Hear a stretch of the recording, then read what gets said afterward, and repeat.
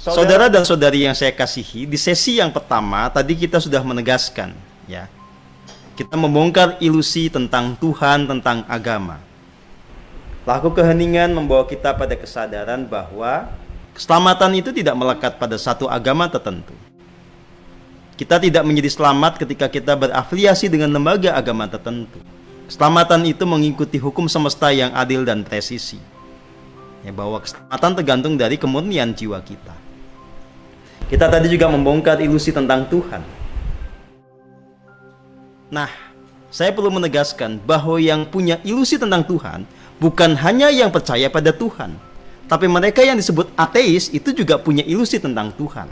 Cuma produknya berbeda. Kalau yang ini meneguhkan, yang ateis menegasikan Tuhan. Di mana letak ilusinya? Mereka yang ateis itu mendefinisikan Tuhan sebagai satu sosok yang menempati koordinat ruang dan waktu tertentu, persis seperti orang-orang yang religius. Tapi karena dia dengan panca inderanya tidak bisa menemukan sosok ini, maka dia katakan bahwa Tuhan tidak ada, bahwa kepercayaan pada Tuhan itu ilusif. Jadi dia tidak pernah mengalami sebuah pengalaman mistik. Lalu dia ngambil kesimpulan yang gegabah bahwa Tuhan tidak ada. Padahal dalam kesadaran spiritual jelas bahwa Tuhan juga bukan sebuah sosok yang seperti itu, yang ada di luar diri, yang punya emosi begini dan begitu. Ya. Nah, kalau yang ateis ini mau membuka diri, tidak hanya mengacu kepada kecerdasan rasional empiriknya, dia mau hening, mau menggunakan rasa sejatinya, pada satu titik dia pasti akan bisa menemukan Tuhan yang bertata di relung hati. Dia akan menyadari keberadaan Sang Yang Tunggal sebagai kecerdasan tertinggi di jagat raya, dan pada satu titik juga dia bisa akan menyadari keberadaan Sang Suwung, kekosongan absolut yang meliputi segala yang ada. Ya, jadi tegas saya katakan yang ilusif bukan hanya yang religius, yang ateis juga ilusif. Ya, gitu. Nah, kenapa saya tidak bersetuju kepada orang yang mempertuhankan satu sosok tertentu? Entah Tuhan Yesus, entah Tuhan Krishna. Karena begini, ya. Yeshua HaMashiach yang disebut juga sebagai Yesus jelas adalah sosok manusia. Demikian juga Sri Krishna adalah jelas sosok manusia. Mereka semua adalah jiwa-jiwa yang murni, mereka yang mencapai tataran jiwa ilahi. Mereka semua adalah manusia ilahi. Tetapi manusia ilahi itu jelas tidak sama dengan Tuhan. Tuhan adalah sang sumber dari segala yang ada. Sementara entah itu Yeshua, entah itu Krishna, itu baru mengada beberapa lama jaraknya setelah keberadaan ini kemudian ada. Ya. Nah, faktanya adalah semua orang itu bisa menjadi seperti Yesus dan Krishna. Ada proses evolusi yang harus dipenuhi sehingga pada akhirnya nanti semua orang bisa seperti Kristus, seperti Krishna. Itulah jalan spiritual, itulah jalan keheningan. Dan pada setiap orang itu juga ada namanya benih keilahian. Itu ada pada Krishna, itu ada pada Yeshua, itu ada pada saya, itu ada pada Anda semua. Benih itu tinggal ditumbuhkan lewat laku keheningan. Maka, sekali lagi, bahasa yang tepat untuk mendeskripsikan, mendefinisikan seorang Yeshua dan Krishna bukan Tuhan, tetapi mereka adalah para manusia ilahi. Kalaupun ada bahasa penghormatan yang paling cocok buat mereka, ya, itu kalau pakai bahasa Inggris kita nyebutnya sebagai Lord, Master, Tuan. Kalaupun pakai bahasa Jawa kita bisa menyebutnya Gusti. Ya, sosok yang kita hormati, kita agungkan, gak ada masalah. Tapi jelas ini bukan sang sumber. Yang namanya sang sumber itu mengejawantahkan keberadaannya menjadi jagat raya ini. Maka benih keilahiannya itu ada pada manusia, ada pada malaikat, bahkan ada pada seekor kecoa. Kata siapa di dalam diri kecoa tidak ada benih keilahian? Kenapa nggak sekalian sembah itu kecoa? Apa bedanya kecoa dengan manusia? Ya. Ya manusia juga kalau nggak mandi bau lah, sama aja. Ya, begitu saudara dan saudari yang saya kasihi. Nah, dalam membahas hal seperti ini, orang itu harus mendayagunakan dengan sepenuhnya yang namanya kekuatan nalar, sama yang namanya rasa sejati. Nalar yang berpangkal pada otak itu tidak bisa membuktikan sebuah kebenaran lewat penyaksian. Ya, dia hanya bisa menganalisa. Dia hanya bisa melihat konsistensi dari sebuah premis dengan premis yang lainnya. Maka nalar itu hanya bisa mengatakan sesuatu logis dan tidak logis. Dia tidak bisa mengatakan ada dan tidak ada, kecuali dia menggunakan yang namanya perangkat panca indera. Tapi kan banyak keberadaan yang tidak bisa dijangkau panca indera tetap ada. Ya, jadi kalau Anda belum bisa mendayagunakan rasa sejati Anda, maka silahkan gunakan nalar Anda untuk melihat sebuah pernyataan itu konsisten atau tidak konsisten. Ya. Nah, perkataan Tuhan yang dikaitkan dengan sosok tertentu, kenapa saya bantah? Ya karena jelas bahwa sosok ini memang bukan Tuhan. Lagian kenapa Tuhan cuma munculnya itu di abad 1, sekarang nggak muncul lagi? Kenapa Tuhan munculnya cuma 3.500 tahun sebelum Masehi menjadi Krishna? Kenapa sekarang gak muncul? Kan sekarang juga butuh Tuhan. Ya. Nanti katanya kapan-kapan. Sekarang udah mepet ini. Sudah ada yang namanya directed energy weapon. Ya. Itu kalau Tuhan bukan menyelesaikan gimana caranya? Masa Tuhan nggak tahu bahwa kita lagi susah ini kan? Kenapa nggak turun sekarang aja? Kalau benar itu begitu. Ya karena faktanya bukan begitu, maka Anda nggak usah, kalau bahasa puitiknya itu waiting for Godot gitu ya. Jangan nunggu-nunggu Tuhan datang gitu ya. Karena nggak akan datang-datang juga. Bukan gitu cara bermainnya. Ya. Nah, saudara dan saudari yang saya kasihi, pada setiap diri sekali lagi ada yang namanya benih keilahian.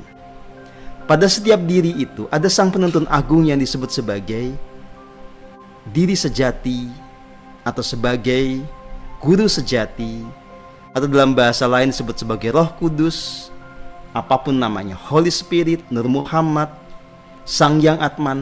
Ya, bahasanya boleh beda-beda tapi merujuk kepada realitas yang sama. Anda mau penjahat, Anda mau orang yang baik hati, dalam relung hati Anda itu ada yang namanya Roh Kudus atau ada diri sejati. Cuma Anda sebagai manusia itu bisa memilih mengikuti dia atau mengabaikan dia. Jadi orang jahat itu bukan berarti karena dia tidak punya Roh Kudus dalam dirinya, tapi dia mengabaikan Roh Kudusnya itu, mengikuti egonya, mengikuti watak angkaranya. Ya. Nah, setiap diri oleh karena itu kemudian punya potensi, punya peluang untuk mencapai tataran jiwa ilahi. Nah, jiwa ilahi ini bisa disebut sebagai Kristus, bisa disebut sebagai avatar gitu ya. Jadi secara teoritik Anda semua ini yang ikut webinar maupun nggak ikut webinar berpeluang menjadi avatar, berpeluang menjadi Kristus. Nah, cuma namanya peluang atau probabilitas itu pada tiap orang berbeda, nanti diukur potensi masing-masing orang itu bagaimana. Ya, jelas saja begitu mak procot kita lahir nih ya, probabilitas kita untuk menjadi avatar ini masing-masing berbeda. Jadi misalnya kita sama-sama baru lahir nih mak procot gitu ya. Saya dengan Glenn itu sudah sejak awal berbeda potensinya. Kenapa? Apa yang membedakan? Apakah Tuhan tidak adil? Bukan. Karena kita sudah punya perjalanan jiwa di masa lalu yang itu menjadi akumulasi karma kita. Itu yang membedakan antara satu jiwa dengan jiwa lainnya. Gitu. Makanya ketika sekarang saya menjadi seperti ini ya, nggak ada yang aneh. Karena selain upaya saya yang sangat serius gitu ya, saya punya bekal, punya bakat yang saya bentuk lewat perjalanan jiwa yang panjang. Ya, gitu. Oke? Baik. Apakah avatar, apakah Kristus, apakah orang suci itu hanya datang di waktu-waktu tertentu dan sekarang tidak mungkin datang lagi? Nah, ini pertanyaan yang berikutnya. Nanti pertanyaan yang berikutnya yang bisa agak bikin panas begini. Apakah yang namanya firman Tuhan itu hanya muncul di masa lalu, sudah berhenti, dan Tuhan tidak berfirman lagi, atau dia bisa muncul kapan saja ketika memang ada manusia yang sanggup untuk mendengarkannya. Ya. Nah, saudara dan saudari yang saya kasihi, kalau Anda bertanya kepada saya, maka jawabannya lugas dan tegas. Sepanjang zaman, sepanjang ada peradaban manusia di muka bumi ini, di semua lintasan waktu selalu ada peluang untuk muncul dan lahirnya sosok yang disebut sebagai Kristus, Avatar, apapun namanya, orang suci dan seterusnya. Dari sekian miliar manusia yang lahir ke bumi ini, selalu ada sebiji, 2 biji, 3 biji, berapapun yang itu punya benih unggulan, ya, yang itu merupakan hasil akumulasi karma dari perjalanan jiwanya di masa lalu. Dan yang beginilah yang kemudian kita sebut terlahir ke bumi ini dengan mekanisme inkarnasi. Oke. Sehingga tidak usah heran kemudian kalau di zaman ini ada avatar. Ya. Nanti 50 tahun lagi, 100 lagi ada avatar lagi. Itu hal yang lumrah, hal yang biasa. Itu skenario yang memang dimungkinkan terjadi, ya. Maka saya dengan lugas nih ya, ini akan menjadi catatan yang Anda saksikan bersama, ya, bahwa setinggi apapun pencapaian saya pada saat ini, ya, sangat niscaya nanti beberapa puluh tahun ke depan, beberapa ratus ke depan akan ada orang yang melampaui saya. Ada nama berbeda yang akan tercatat di sejarah di masa depan yang bisa melampaui pencapaian saya.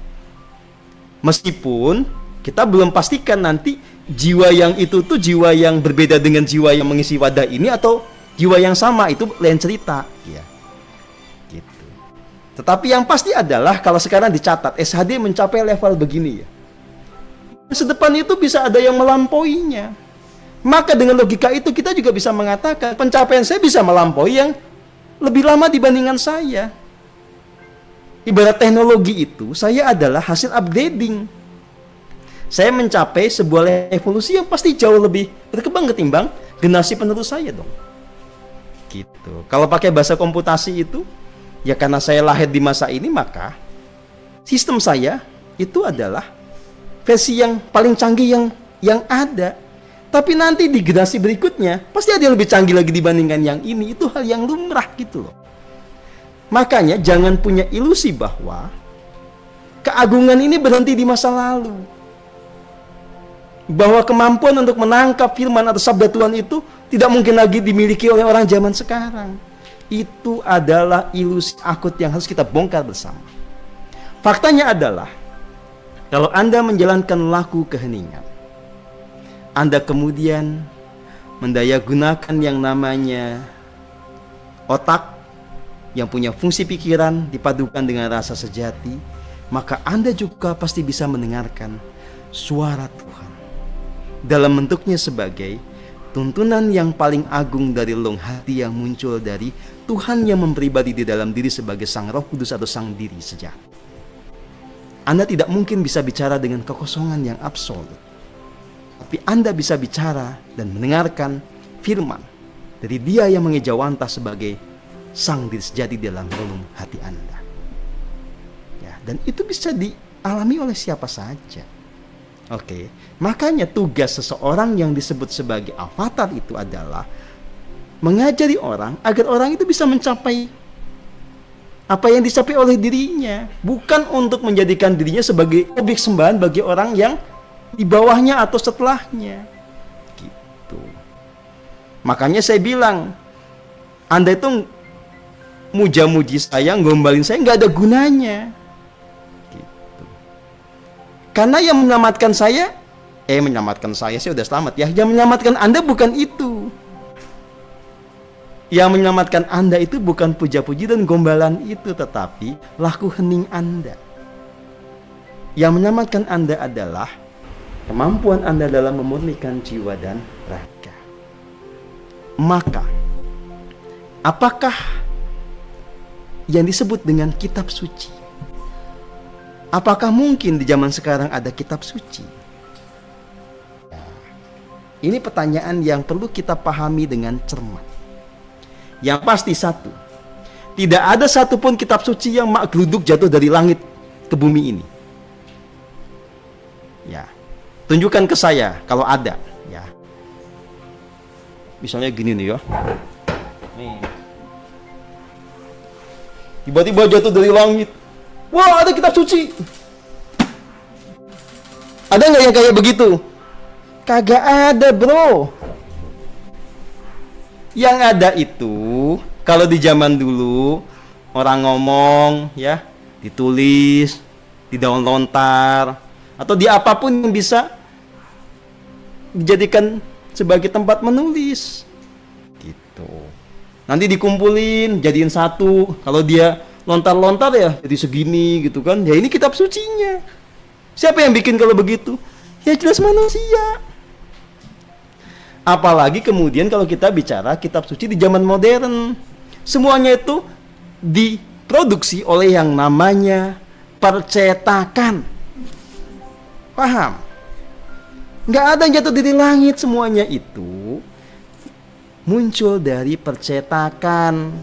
Dibuat dulu filenya gitu. Kalau pakai percetakan gaya lama dibuat filmnya. Jadi sebetulnya kitab suci itu pada akhirnya adalah sebuah produk persepsi. Karena apa yang disebut sebagai buku suci oleh sekelompok orang belum tentu dianggap buku suci oleh kelompok yang lainnya. Makanya kan misalnya buku saya, ya buat orang yang tidak menghayatinya, ya ini bisa dianggap buku biasa, bisa dianggap buku yang menyesatkan. Tapi buat yang menemukan keagungan dalam buku ini kan bisa aja, wah ini kitab suciku. Salahnya di mana? Karena kan sebetulnya proses produksinya sama aja, sama-sama dari percetakan. Maka kalau ini mending saya yang nulis sendiri, saya ikut ngedit gitu ya. Ketahuan kalau ada yang salah. Lebih repot kan? Yang nulis, yang ngomong udah mati, nanti yang bikin orang yang beberapa generasi setelahnya. Yang ngomong itu nggak ikut ngedit, itu bahaya. Maksudnya ke utara, yang nulis ke selatan. Gimana coba? Lebih aman buku saya ini. Loh iya, karena yang bikin masih hidup. Ayo gimana? Tapi jangan dibilangin ke ini ya. Pada dasarnya saudara dan saudari yang saya kasihi, kalau Anda semua, entah Anda itu punya gelar akademik profesor ataupun tidak, ya, kalau Anda menekuni keheningan, Anda bisa mendayagunakan nalar rasa sejati dalam harmoni. Anda bisa menangkap pesan dari guru sejati Anda. Anda bisa mendapatkan pesan dari para jiwa yang agung, dari para malaikat, dari para dewa-dewi. Anda menuliskan itu di dalam kemurnian intensi. Anda betul-betul menuliskannya di dalam kedamaian, kebahagiaan, ya. Maka produksi dari proses itu bisa disebut sebagai kumpulan firman atau buku suci. Ya, gitu. Jadi yang bisa bikin buku suci itu sebetulnya banyak, dan itu akan terjadi sepanjang waktu, sepanjang zaman. Gitu. Jadi saya tidak bisa mengklaim ini buku yang paling sempurna sepanjang zaman. Dunia akhirat, nggak mungkin. Gitu. Nah, begitu nanti saya nulis lagi pasti lebih bagus dari yang ini. Ya, begitu nanti saya mati, nanti ada orang yang jenius juga di masa depan, seorang jenius spiritual, dia bisa bikin buku yang lebih bagus daripada ini, gitu loh. Ya. Jadi nggak bisa dibilang ini sudah final, bahwa ini bagusnya nggak akan ada yang bisa ngalahin. Itu adalah dusta. Ya. Ini buku bagus dalam konteks saat ini, di dalam kesadaran saya saat ini. Nanti begitu saya naik kesadarannya, saya bisa bikin buku yang lebih hebat lagi. Oke? Makanya tidak menutup kemungkinan tiba-tiba misalnya Weekend yang sekarang cuma potat-potet tiba-tiba dapat pencerahan terus bisa nulis buku lebih hebat. Itu mungkin, kata siapa nggak mungkin. Meskipun kemungkinan cuma 1%. Tapi kan mungkin gitu loh ya. Oke? Jadi siapakah manusia yang paling baik sejagat raya? Kalau Anda bertanya kepada saya, jawaban saya begini. Ya, jawabannya adalah saya tidak tahu. Kenapa saya tidak tahu? Karena mendefinisikan jagat raya aja nggak membuat kita ketemu satu kesimpulan yang pasti. Jagat raya itu maksudnya apa? Ya, begini. Kalau dalam diskursus tentang makrokosmos, ya, itu kita menemukan terminologi yang beda-beda. Ada yang disebut sebagai universe, ada yang disebut sebagai multiverse, ada yang disebut sebagai omniverse. Ini pengertian sederhana ya. Universe itu adalah kumpulan galaksi, kumpulan planet yang terbentuk dari sebuah dentuman agung di sebuah momen tertentu. Nah, disebutnya universe. Jadi kayak kita ini disebutkan ada di satu universe yang keberadaannya itu dimulai sekitar 13,75 miliar tahun yang silam. Ya, yang dimana di dalam universe itu ada galaksi Bima Sakti. Di dalam galaksi Bima Sakti itu ada tata surya. Di dalam tata surya itu ada planet bumi. Pertanyaannya adalah, apakah ada universe lain? Lah ya memangnya sebelum 13,75 miliar tahun yang silam tidak ada dentuman agung. Memangnya tidak ada proses penciptaan? Ya nggak mungkin kagak ada. Maka muncullah kesadaran bahwa ada yang namanya multiverse, bahwa universe itu nggak cuma satu, nggak uni, itu ada temennya, ada saudaranya. Nah, himpunan dari universe-universe ini disebut sebagai multiverse. Pertanyaannya lagi adalah, ada berapa multiverse? Jawabannya tidak terduga. Kita nggak bisa menjangkau. Yang kita bisa jangkau adalah sebatas pengetahuan kita. Maka ada teknologi yang ketiga namanya omniverse. Itu meliputi segalanya, meliputi semua universe, meliputi semua multiverse yang kita tidak tahu isinya berapa dan batasnya ada di mana. Nah, kalau batas dan isinya aja kita tidak tahu, bagaimana kita bisa mengklaim orang terbaik di jagat raya adalah sosok tertentu, sosok yang hidup di bumi? Nggak logis dong. Misalnya kita ketemu ya, di bumi ini paling hebat ini. Loh, nanti kalau dibandingkan dengan satu galaksi aja belum tentu nanti pembuktiannya itu menunjukkan bahwa dia yang paling baik. Kita kan nggak tahu di galaksi kita ini ada berapa planet yang itu isinya mirip dengan manusia, yang di sana juga mengerti tentang pencerahan. Kan nggak tahu juga. Makanya nggak bisa kita mengklaim si A ini sebagai makhluk baik di jagat raya. Jagat raya aja nggak tahu batasnya di mana kok. Ya. Kalau mengklaim sebagai makhluk paling baik di bumi itu masih mending, asal dikasih durasi waktu. Itu pun nggak gampang. Misalnya gini, ya, siapakah orang yang paling murni jiwanya atau orang paling tinggi elosinya di bumi saat ini? Kandidatnya itu salah satu dari 7,75 miliar manusia yang hidup di bumi, yang hidup di berbagai benua yang ada di planet ini. Bagaimana cara untuk tahu? Kan harus survei satu-satu. Nah, kalau saya sebagai orang yang sudah hidup rasa sejatinya, itu kan saya bisa scanning. Saya cari nanti di Asia, saya cari di Afrika. Tapi itu pun belum tentu akan membawa kepada kebenaran yang absolut. Kenapa? Karena kadang-kadang orang yang termunikan jiwanya ini, yang tercerahkan secara paripurna ini, itu nggak bisa dideteksi begitu aja. Dia bisa sembunyi, nggak ketahuan. Gimana coba? Gimana kalau ternyata di bumi ini masih ada immortal yang sudah usianya ratusan tahun, ribuan tahun, tapi dia masih berkeliaran dan orang nggak kenal, dan dia orang yang paling tercerahkan ketimbang misalnya saya yang baru hidup 49 tahun. Ayo, gimana? Jadi mengklaim manusia terbaik di bumi aja nggak gampang, apalagi kemudian terbaik di bumi sepanjang zaman itu lebih ngayal lagi. Emangnya tahu zamannya sejak kapan mulai? Misalnya saya hidup di abad 21, mengklaim saya paling hebat sepanjang zaman. Nah, belagu amat. Emangnya kagak tahu 1000 tahun yang silam bagaimana? 1.000.000 tahun yang silam bagaimana? Kan nggak tahu juga kita. Ya, makanya jangan mengklaim yang tidak realistis. Ya. Makanya juga jangan percaya sesuatu yang tidak realistis, yang Anda tidak bisa logikakan. Bagaimana saudara dan saudari? Dari semua pertanyaan, yang paling berat ini adalah pertanyaan yang diajukan oleh Mbak Reni Cahyani. Mas Guru, bolehkah saya tanya tentang Nabi Muhammad?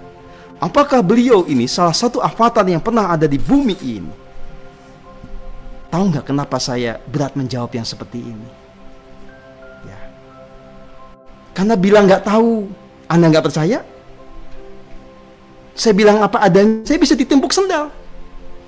Gimana coba? Jadi saya jawab aja no comment. Begini, saya mau cerita dulu, belok nih ya, belok. Tapi Anda cerdas akan menangkap. Di dalam kitab Mahabharata itu diceritakan tentang keberadaan Sri Krishna. Saya masa kecilnya sangat akrab dengan dunia pewayangan karena saya sering baca buku-buku komik itu yang karya R.A. Kosasih ya. Dan saya ingat persis bahwa di bagian-bagian akhir dari Mahabharata versi R.A. Kosasih ini itu ada fragmen di mana Sri Krishna itu memulai proses kematiannya setelah dia kena panah dari pemburu yang salah sasaran. Dan dinyatakan bahwa itu terjadi karena dia masih punya dosa, masih ada karma yang harus dibereskan di masa lalunya. Ya. Nah, dulu saya tentu saja asal percaya dengan itu. Ya. Tetapi begitu saya menyadari bagaimana hukum kosmik ini bekerja, begitu saya mengerti bagaimana kriteria dari seorang avatar, dengan lugas dan tegas kemudian saya bisa mengatakan bahwa cerita itu tidak realistis. Bahwa cerita Mahabharata versi R.A. Kosasih ini itu salah, tidak sesuai dengan kenyataan. Karena seseorang itu menjadi avatar hanya jika dia telah tuntas membereskan semua dosa di dalam dirinya. Jadi nggak ada cerita avatar itu masih punya jejak dosa.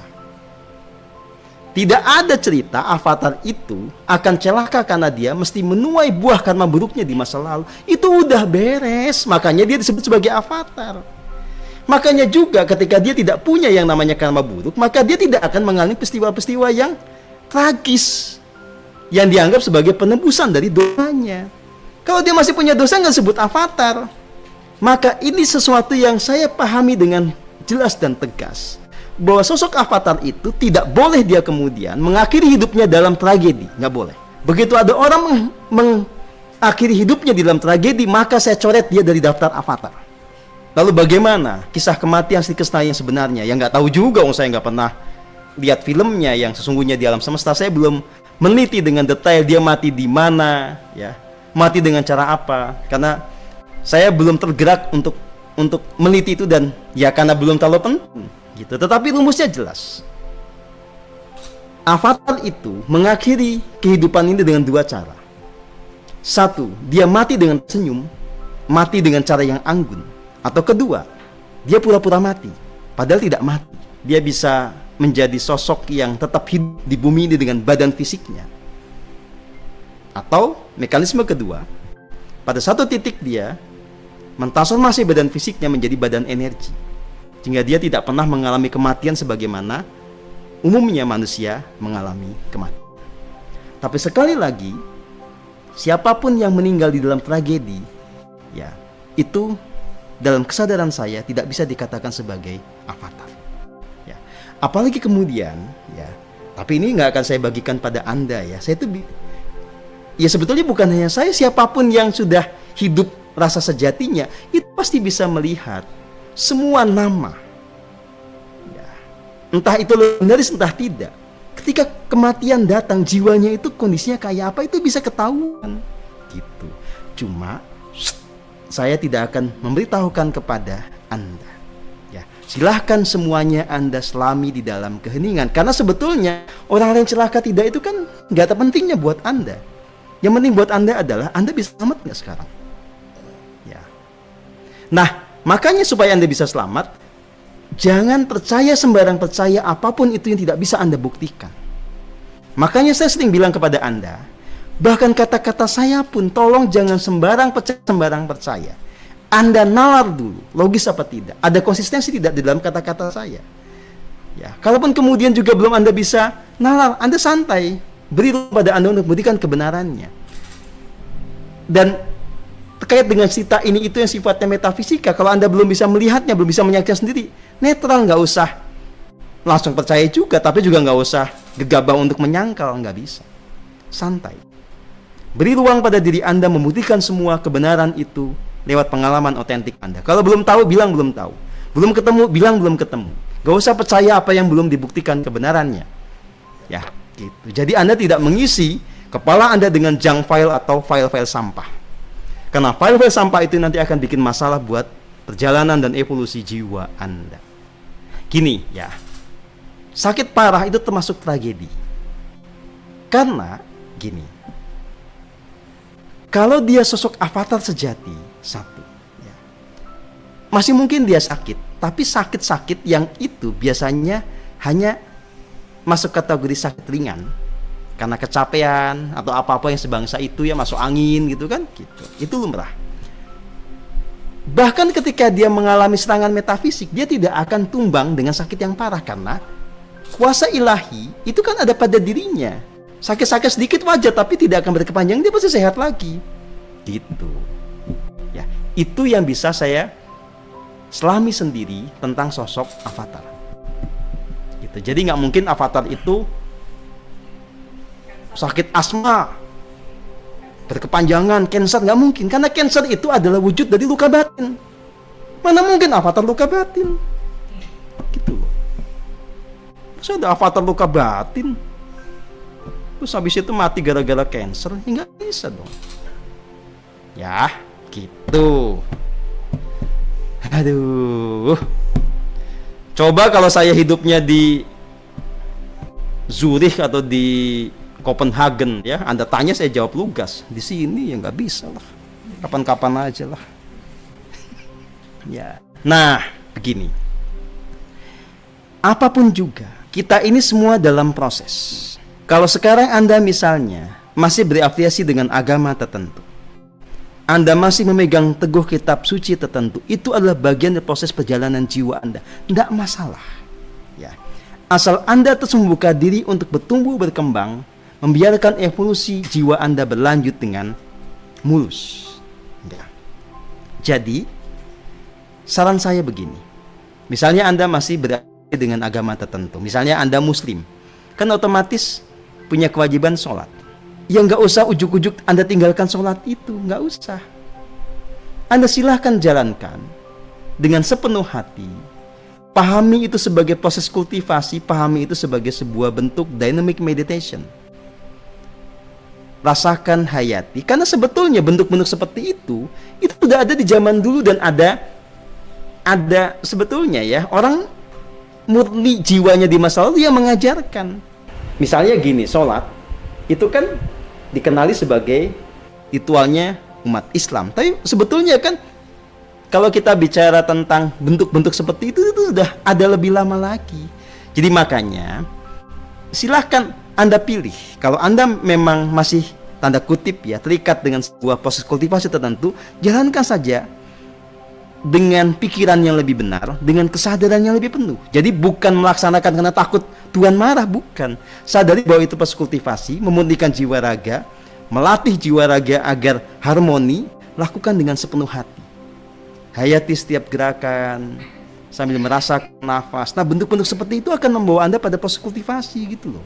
Dan gak usah ngajak orang yang masih beribadah, gak penting. Gak usah begitu, karena setiap orang itu punya evolusinya sendiri. Ya. Nah, faktanya aja Anda yang begini belum tentu hebat ketimbangnya sholat kok. Iya apa enggak? Itu mau ngejek kayak gimana Anda aja tidak lebih selamat dibandingkan mereka. Oke? Ya. Nah, agar panasnya agak mereda, saya pindah dulu. Ya. Kemarin saya membahas di grup itu tentang ilusi atas nama tradisi. Ya. Bicara tentang ruwatan, itu kan sering dikaitkan dengan cita wayang. Ya. Jadi, kan ada tradisi ruwatan tuh di Jawa, pakai ritual tertentu, ya macam-macam lah. Ada yang pakai baju putih-putih, nanti dibanjur air gitu ya, tapi nanti dibarengi dengan pementasan wayang gitu. Tetapi coba, cita wayangnya itu yang kalau kita pakai nalar, itu pasti akan geli sendiri. Jadi cita wayang jadikan dasar ruwatan itu adalah cita tentang bagaimana Betara Guru yang sepadan dengan Dewa Siwa itu sedang pacaran dengan Dewi Uma naik lembu Andini, jalan-jalan itu naik kebo. Ya, gitu. Nah, dalam proses itu, Betara Guru diceritakan tiba-tiba horny. Tiba-tiba hasrat seksnya itu naik ke permukaan, ingin bercinta dengan Dewi Uma. Dewi Uma nggak mau, ini kan di atas kebo, nanti ada yang nonton, kira-kira gitulah ya, nggak mau dia. Gitu. Tapi horninya Betara Guru nggak tertahan sehingga dia akhirnya muncrat spermanya, jatuh ke samudra, dan di sana menjadi satu sosok raksasa yang disebut sebagai Betara Kala. Ya, ini yang bikin cerita ini keterlaluan. Tololnya itu absolut. Ya, kenapa coba? Ini Betara Guru, Dewa Siwa ini apa? Maksudnya kayak Wikan gitu. Kalau horny ereksi ada spermanya. Ini kan katanya Betara dewa. Dewa itu nggak punya penis.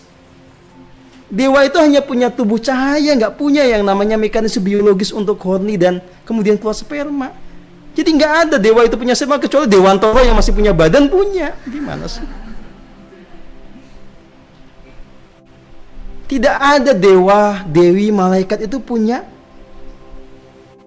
zat-zat kimia seperti yang punya badan fisik gitu loh. Jadi nggak mungkin dia itu akan keluar sperma. Gitu. Terlebih lagi kita bicara tentang yang namanya jiwa ilahi gitu loh. Ya mana ada jiwa ilahi yang nggak bisa mengelola itunya ya, hasrat biologis ya, dia juga nggak punya biologis kayak begitu. Aduh, pokoknya keterlaluan lah ya. Nah, saudara dan saudari, apapun pembelaannya, kalau ini kemudian diturunkan dari generasi ke generasi, itu akan membentuk sebuah penalaran di bawah sadar yang tidak rasional sama sekali. Makanya saya bilang ini ngawur. Kalau mau memberi makna pada ruatan, mesti jangan kayak cerita kayak begini. Udah langsung aja to the point ya. Ruatan itu adalah pemurnian jiwa raga, jalannya hening, udah gitu aja. Nggak usah malah menciptakan cerita yang masuk ke dalam pikiran, itu malah membuat ruwet pikiran, bikin nanti lama-lama konflik pikiran. Gitu. Dan yang kayak begini itu atas nama tradisi banyak saudara-saudara. Ya, ini yang kita bongkar gitu loh. Ya, ternyata membongkar ini melelahkan ya saudara-saudara. Kasih dan pengampunan, ya. Jelas di dalam setiap tarikan dan hembusan nafas kita sadari ada kasih. Otomatis bersama kasih ada pengampunan yang kita lakukan. Ya memang tinggal meminta pengampunan itu di dalam keheningan gitu loh. Ya, jangan dibolak-balik. Justru dengan kita meminta pengampunan dengan sungguh-sungguh, maka segala jejak dosa itu bisa dihapuskan. Kalau udah mati jiwanya, ngapain kita minta ampun? Gimana sih dibolak-balik ya? Justru Anda yang punya jejak dosa akibat pikiran, tindakan, kata-kata yang salah, minta ampunlah agar Anda dimurnikan jiwanya. Gitu loh. Kalau sudah Anda murni jiwanya, ya nggak usah minta ampun. Ngapain? Nggak ada yang harus diampuni. Tuntunan di relung hati disebut apa ya terserah, mau disebut apa juga. Ya tuntunan agung lah, mau disebut firman lah, disebut sabda Gusti, bebas. Ya. Kalau Anda nangis terseduh, itu hal yang biasa dalam meditasi, itu bisa sahdu, bisa apapun. Udah lah, nggak usah ditanya kenapa ya, pokoknya nikmatin. Ya, yang penting nanti Anda ada momentum kan untuk dicek kualitas heningnya. Kalau kualitas heningnya bagus, berarti itu benar, berarti teruskan. Kalau salah, berarti Anda ngayal. Ya, gitu. Saya nggak akan langsung jawab sekarang meskipun saya tahu. Nanti biar ikutin prosedur aja. Ini Ibu Natalia, itu bukan ilusi, itu adalah penalaran yang logis ya, sekalipun itu tidak tentu akurat. Banyak orang sukses tanpa sekolah di sekolah-sekolah bergengsi. Kayak saya, sekolahnya nggak jelas ya. Tapi tuh nyatanya saya bisa kayak begini kan, nggak ada sekolahnya soalnya ya. Jadi apa yang Anda tanyakan itu lumrah. Untuk bisa mengubah nasib perlu sekolah yang tinggi, sekolah yang bagus. Anda bekerja keras, ada beasiswa, itu lumrah, itu hukum yang sangat wajar di dunia saat ini. Tapi kalaupun tidak begitu, ya nggak usah sedih juga, banyak jalan lain kan. Gini ya, ada istilahnya higher self, ada self, ada higher self, ada higher self. Nah, supaya nggak bingung, saya sekarang udah buat glosarium ya. Ini kata-kata yang dibakukan. Jadi yang sepadan dengan kata diri sejati itu adalah higher self, diri tertinggi yang bertahta di dalam hati kita. Nah, higher self itu merujuk bisa kepada jiwa kita di masa lalu yang lebih berkesadaran. Bisa juga merujuk kepada keberadaan jiwa-jiwa ini, misalnya para malaikat, ya, dewa-dewi. Nah, itu higher self. Self siapa ya? Diri kita. Oke. Keberadaan tempat lain belum tentu reinkarnasi dari manusia. Manusia juga baru ada sejak kapan kan? Sementara tempat-tempat lain bisa jadi lebih lama, lebih silam ya. Nggak usah dibahas, nggak penting yang kayak gitu. Nanti ngayal. Gini ya, saya kan sampai ke titik ini lewat perjalanan yang panjang. Anda tidak mesti mengikuti bentuk fisiknya, mesti naik gunung, ya, atau kungkum, nggak mesti. Karena kita sudah ketemu cara hening yang bersahaja paling sederhana yang itu bisa ditetapkan dalam kehidupan modern ya. Maka yang ditangkap adalah semangat sayanya, ketulusannya, totalitasnya, itu aja. Sekarang Anda tidak usah naik gunung, tapi lakukan keheningan dengan totalitas, dengan kesungguhan, dengan ketulusan. Itu yang penting dan akan membawa Anda kepada pencerahan. Misalnya gini, ya, ini tanya soal pengkultusan. Kalau saya masih hidup, jelas saya membantah semua bentuk pengkultusan pada diri saya. Nggak ada itu. Makanya saya bilang tidak ada puja-puji itu menyelamatkan Anda. Ya, karena saya masih hidup, saya bilang begitu. Nah, kalau saya nanti mati, ada yang bikin patung saya disembah-sembah, itu bukan urusan saya, itu urusan mereka. Ya biarin aja, terserah. Ya. Bukan bisa aja nanti ada sebagian orang anggap saya ini orang suci, bikinin patungnya terus gini. Itu yang saya lihat di Vietnam kemarin. Tiap saya ke Pagoda, itu pasti lihatnya orang kayak begitu. Patung itu.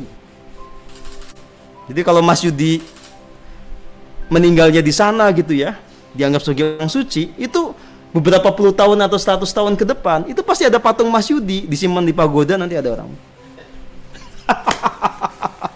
Ya itu bukan urusannya yang meninggal itu kan, dia tidak ngajarin begitu, kayak saya nggak pernah ngajarin kayak begitu. Itu serah aja lah, dosa-dosa tanggung sendiri kok, bukan ditanggung saya kok. Apakah semua makhluk itu punya jiwa yang mana juga ini kesadarannya sama? Jelas beda-beda. Gimana sih Anda ini? Ya ampun deh. Sang sumber apakah beda dengan hukum alam atau hukum karma? Hukum karma itu adalah hukum kosmik. Yang menjadi sumber dari hukum kosmik itu ya bukan hukum kosmik itu sendiri. Ya jelas beda lah. Makanya saya agak aneh kalau ada orang yang ditokohkan di Buddhisme tetapi tidak pernah bicara tentang Tuhan. Itu aneh. Pernah bicara tentang diri sejati. Itu aneh buat saya. Karena semua avatar itu pasti ngomongin itu, nggak mungkin enggak.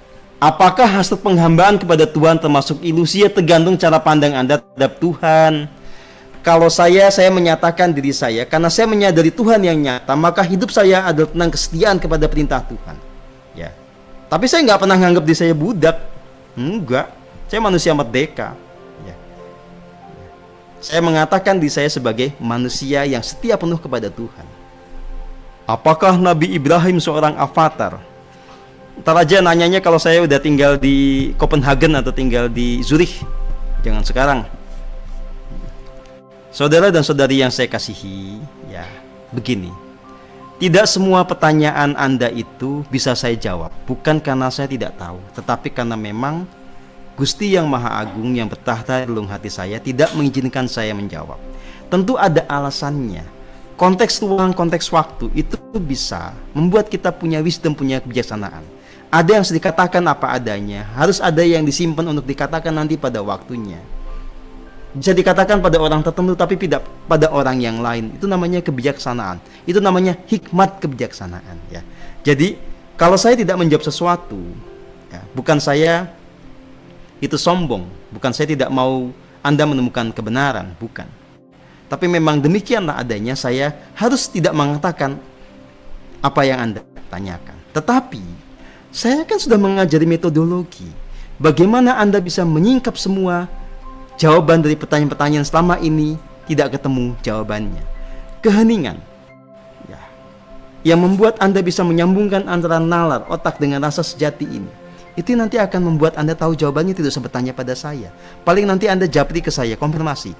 Saya menemukan realitas ini. Nah itu asik ya. Jadi jangan tanya-tanya tapi Anda sebetulnya males ya. Nggak bisa begitu. Kebenaran itu tidak bisa hanya sekedar cerita dari seorang guru ya. Cerita dari guru itu sebagai pemicu Anda bertumbuh, pemicu Anda untuk mencari kebenaran sendiri lewat pengalaman yang otentik ya. Baik, tadi ada pertanyaan dari Pak Marcel begini ya. Ada yang bertanya, saya ketawa. Ketawa saya itu maksudnya apa? Kan ketawa itu ada yang menertawakan orang, ada yang mengajak tertawa bersama menertawakan diri sendiri, ada yang ketawa memang karena sukacita aja, nggak ada maksud menghina. Ya, saya tidak pernah menertawakan orang dalam konteks menghina. Ya. Kalau soal saya benar, ya memang saya benar. Kata siapa saya nggak benar? Ya, gitu. Itu bukan soal kesombongan, itu adalah kesadaran. Ya, gitu. Tapi kan saya nggak sombong ya. Jadi saya tahu di mana wilayah saya sangat ahli. Saya tahu di mana saya tidak ahli, maka saya belajar pada orang lain. Ya, sesimpel itu hidup ini. Ya. Jadi nggak usah kemudian Anda ikuti prasangka orang yang memang senangnya begitu, senangnya memelihara prasangka. Yang namanya reinkarnasi itu tidak hanya kemudian di satu jalur warga. Misalnya Anda nih ya, sekarang hidup sebagai orang Bali. Kalau nanti Anda reinkarnasi lagi, belum tentu besok jadi orang Bali lagi terus di garis keturunan atau klan yang sama. Ya enggak, Anda jadi orang Papua, atau Anda bisa nyebrang nanti jadi orang Burundi atau orang Burkina Faso, atau Anda tinggal di mana kayak, bisa juga di planet lain. Itu reinkarnasi itu tidak sesempit yang Anda bayangkan gitu loh. Ya. Jadi kalau Anda punya kepercayaan reinkarnasi itu hanya di satu garis keturunan, satu klan, itu ngayal namanya, nggak begitu. Ya. Dari mana saya tahu loh? Karena saya melihat. Misalnya Anda, emangnya Anda dulu leluhur Anda juga? Bukan. Anda bisa dari mana aja. Ya, oke? Begitu. Ya. Baik, saudara dan saudari yang saya kasihi, sudah cukup dululah malam ini saya membongkar sebagian dari ilusi Anda. Masih banyak yang nanti kita bisa bahas di pertemuan-pertemuan berikutnya. Satu hal yang mau saya tegaskan, tekuni jalan keheningan dengan sungguh-sungguh. Jangan setengah-setengah. Setengah-setengah tidak menghasilkan apapun. Sungguh-sungguh pasti akan membawa kepada keberhasilan. Saya totalitas. Saya berhasil karena saya punya ketulusan dalam menjalani ini semua. Dan saya juga sekarang dalam posisi sebagai seorang pengajar, sebagai seorang pembimbing, punya totalitas, punya kesungguhan, punya ketulusan. Ya. Nah, ini adalah sesuatu yang berharga buat Anda jika Anda mengerti. Tinggal Anda sungguh-sungguh ya memanfaatkan momentum untuk mentransformasi jiwa Anda menjadi jiwa yang lebih murni, menemukan kebenaran sejati, menemukan hidup yang surgawi. Ya, saya tidak akan pernah lelah membimbing Anda. Bahkan kalau harus ngomel, harus apa, saya juga nggak capek. Capek saya tidur, besok saya kuat ngomel lagi kan gitu. Jadi saya tidak akan menyerah oleh ya sikap Anda yang lucu-lucu. Ya, jadi kalau Anda masih tahan belajar bersama saya, ayo. Ya, kalau nggak tahan keluar silahkan. Oke, fair kan? Gitu. Jadi saya nggak maksa Anda. Jadi jangan GR. Kalau nanti Anda keluar, saya akan cari Anda di mana. Saya WA, saya datangin ke rumahnya, GR amat. Agak keluar aja. Ya. Saya hanya akan membimbing yang masih kuat, masih tahan, dan tidak cemen. Ya. Oke. Terima kasih banyak buat semuanya. Renungkan apa yang sudah saya sampaikan kepada Anda pada hari ini. Jadilah jiwa yang murni dengan pikiran yang jernih, dengan kesadaran yang betul-betul realistik. Ya, singkirkan segala ilusi. Jangan percaya sembarang percaya. Buktikan semuanya lewat pengalaman yang sejati. Ya, sampai jumpa. Salam Pancasila. Terima kasih.